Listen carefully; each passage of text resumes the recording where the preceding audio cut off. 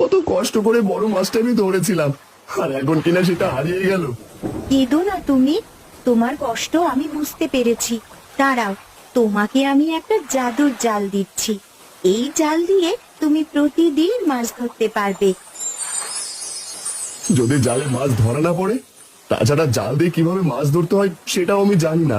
চিন্তা করো না, এই জাল তুমি জলে ফেলতে এক ঝাঁক করে মাছ ধরতে পারবে।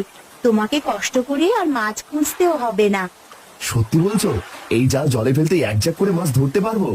হ্যাঁ, তুমি চাইলে এখনই চেষ্টা করে দেখতে পারো। এবার আমি তাহলে আসি, কোনো বিপদ হলে অবশ্যই আমাকে ডাকবে।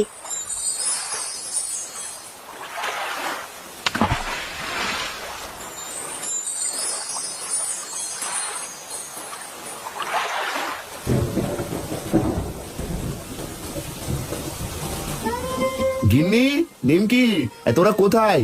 জলদি এসে দেখে যা আজ আমি কি পেয়েছি। আরে এ কি বাবা, এতগুলো মাছ তুমি কি করে ধরলে? বলবো মা, বলবো, সব বলবো। আগে তোর মাকে ডাক দে। মা, ও মা, দেখে যাও বাবা কতগুলো মাছ ধরেছে। আরে এ কি, এতগুলো মাছ তুমি কোথায় পেলে? বলি অন্যের মাছ আবার চুরি করনি তো? না গো গিন্নি, চুরি করিনি, সবগুলোই জাদুর জাল দিয়ে ধরেছি। আর এই জালটা আমাকে দিয়েছে এক মৎস্যকন্যা। বলো কি বাবা, মৎস্যকন্যা? হ্যাঁ মা, মৎস্যকন্যা। তা গিন্নি, এতগুলো মাছ এখন কি করব?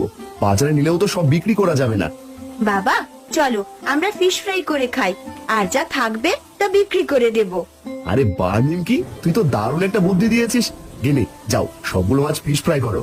ওগো, এতগুলো মাছ ফিশ ফ্রাই করলে বিক্রি হবে তো? হবে না মানে? আলবাত হবে গিন্নি। বৃষ্টির ভেতরে ফিশ ফ্রাই পেলে সবাই চেটে পুটে খাবে। সাথে দামটাও যদি কমিয়ে দিই তাহলে এক নিমেষে সব বিক্রি হয়ে যাবে।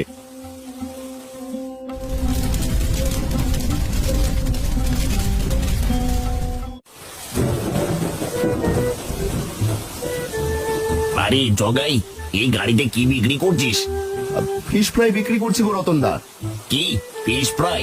তুই ফিশ ফ্রাই বিক্রি করার মাছ কোথায় পেলি? সে অনেক বড় ঘটনা রতন দা। আরে তোমার মাথায় আবার কি এত পচা গন্ধ আসছে কোথা থেকে? আমার মাথায় মাছের ঝুড়ি, পচা গন্ধ হয়তো আশেপাশে থেকে আসছে। না গো রতন দা, আশেপাশে থেকে নয়, তোমার ঝুড়ি থেকেই আসছে। এই রে, এই ধরা পড়ে গেলাম না তো?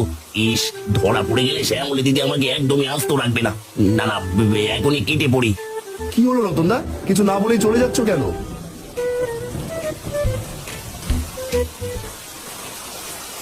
আরে জগাই যে, তা ফিশ ফ্রাইয়ের দোকান কখন দিলি? আগে মোড়ল মশাই, আজই প্রথম দিয়েছি।